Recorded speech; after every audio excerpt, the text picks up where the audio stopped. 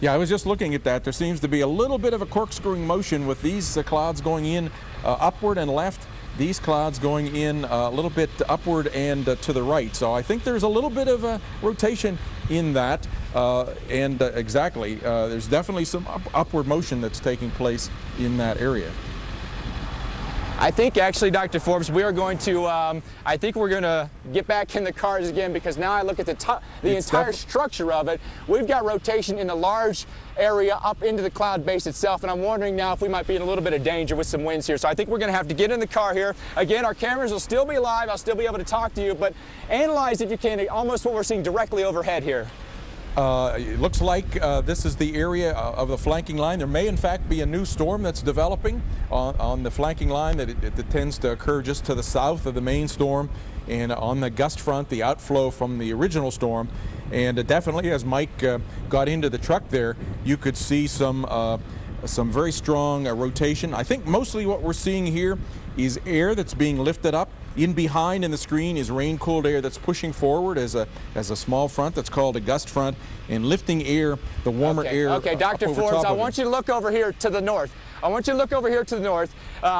Take a look what's happening here. It looks like we've got now the possibility of some significant tight spiraling right in here, and I wonder if now we're looking at the beginnings of some tornadogenesis right here. Yeah, I noticed that. That certainly seems to be, I think this is the area here that I was mentioning, where there's definitely some rotation as you were getting into the truck. You can see some of these little wisps. Dr. Forbes, when we talk about hurricanes, we talk about the stadium effect. It almost looks like we've got that with this tornado.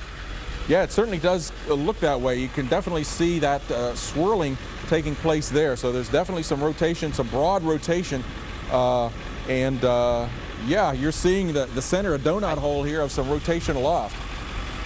Oh, amazing. I think we've got a funnel now, Dr. Forbes. I'm not sure that we're going to actually see this come down to the ground yet or not, but impressive spiraling here of the atmosphere as we look northbound on a storm in Goshen County, Wyoming. We've already had one tornado form, lasted roughly 25 minutes, initially started out as a large wedge, roped out and became more horizontal, but still we've got a lot of spin here.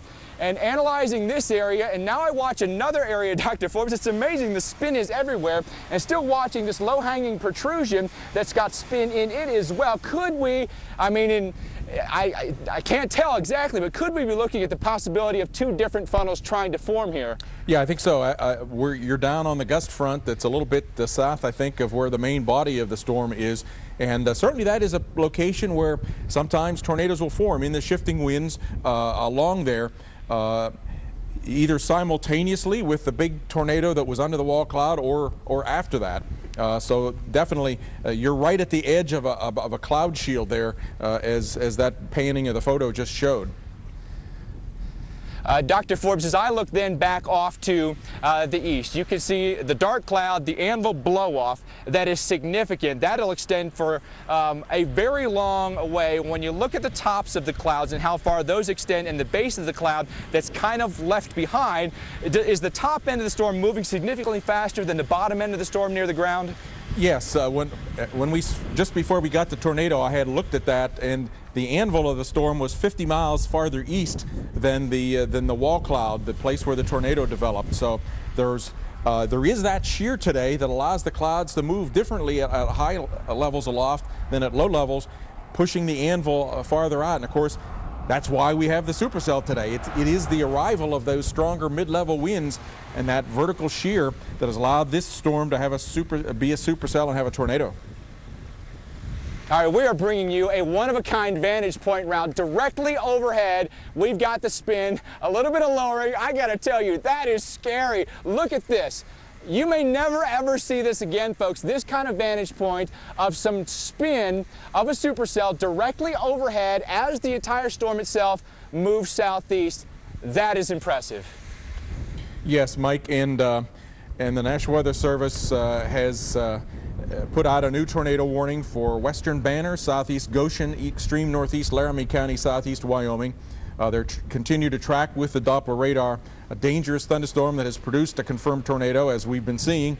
Dr. Forbes, what's amazing to me, though, is this is almost right over top of us at the surface. The winds aren't any more than 10 miles an hour. Yeah, you sometimes hear the expression. I think one of the viewers asked the other night about the calm before the storm. I think you're mostly in an area that's updraft now, and so you've gotten in between the outflow, and you've gotten out of sometimes what is a little jet area that's feeding into the storm, and so you're kind of in the area that's mostly just getting squeezed and going upward, and so it's a little bit of a calm before the storm type of area. That is simply amazing. It is so close to the ground, Dr. Forbes, you almost feel like you could just reach up and touch it, and hardly any rain at all. Just a few spits of rain, that is it. And this really looks like the back edge of the storm now, as the entire system now pushes off more to our east, although now I start to see more flow in, Dr. Forbes, from the east as that storm moves east. So it looks like we've got converging air a little bit right in this area right here, and now I feel the winds pick up significantly. Yeah, and I can hear it in your mic that the winds have picked up. What direction do you think those winds are from, Mike? I'm sorry, say again? I can hear it, the wind in your mic. What direction do you think the winds that you're getting are from? Right now the winds are from I would say, northwest are our winds right now at our vantage point, and we are looking basically due north. Yeah, so you've gotten into the gust front has just passed, and you're getting that deck of clouds that is being lifted up right over top of that gust front. And it's kind of what we tell the viewers, that the gusty winds occur right at the leading edge of water shelf clouds. Now this is not the shelf cloud that is usually associated with a squall line. This is the rear flank downdraft, but it's the same kind of thing. The strong winds occur right under the edge of that band.